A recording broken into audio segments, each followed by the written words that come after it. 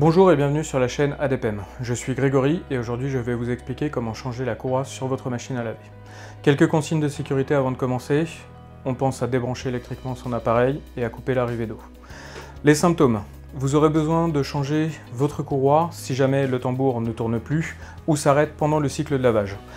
Par exemple, sur ma machine, je vois que le tambour, il y a une résistance. Donc ça veut dire que moi, ma courroie est là. Si le tambour tourne très librement et très rapidement, un peu plus que ça par exemple, il y a de fortes chances pour que votre courroie soit cassée. Les outils que je vais utiliser pour effectuer cette réparation. Une visseuse, un tournevis fonctionne très bien aussi, et une paire de gants pour éviter de me blesser. Donc on a tourné notre machine et on va démonter le panneau arrière.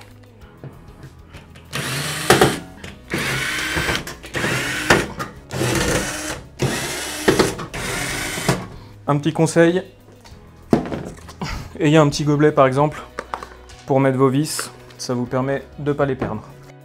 Alors pour l'enlever, enlever par le haut, et voilà. Là on voit donc notre courroie, donc là on voit qu'elle tourne. Faites attention quand vous allez enlever, vous allez voir c'est très simple, mais essayez juste de ne pas vous coincer le doigt. Vous la prenez comme ici, et vous tirez, et voilà. Ok, donc maintenant qu'on a enlevé notre courroie, on a la nouvelle. Donc, sur votre courroie, vous avez des inscriptions. Alors, le 1205, comme vous voyez là, correspond à la longueur de la courroie en millimètres. Le PJE, le J est surtout important, c'est lui qui donne la forme de vos stries. Le 5 correspond au nombre de stries que vous avez sur votre courroie. Donc là, on a notre nouvelle. On la sort. Hop.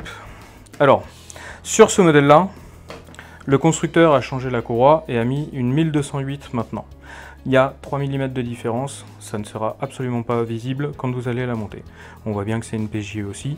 Il n'y a pas le 5 de marqué, il vous suffit de compter le nombre de stries, et voilà. On a notre poulie du moteur, c'est sur cette partie-là que vous allez mettre votre courroie.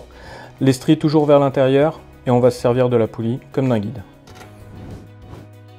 On la met d'abord en bas sur la poulie du moteur. Hop, on positionne les stries sur la poulie.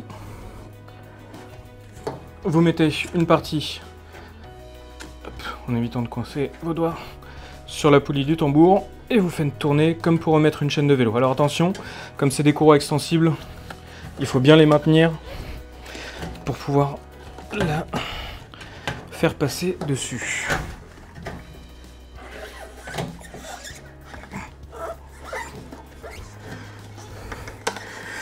Et voilà. On fait tourner un petit peu pour vérifier qu'elle est bien positionnée. Il faut qu'elle reste bien au milieu de la poulie du tambour. On vérifie l'alignement avec la poulie du moteur. On voit qu'on est bon. Là maintenant, je peux refermer.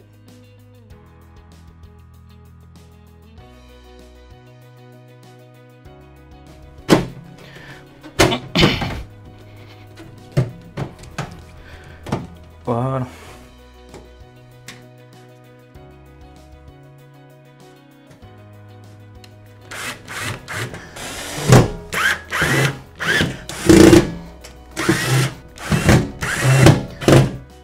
Et voilà.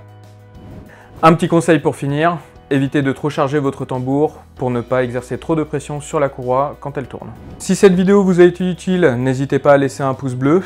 Abonnez-vous à la chaîne pour voir toutes nos vidéos sur comment réparer vos appareils. N'hésitez pas, si vous avez une question, à la laisser en commentaire. Vous trouverez dans la description les liens vers notre site adpm.com pour vous permettre de trouver toutes les pièces qui correspondent à votre appareil. Et à bientôt sur ADPM.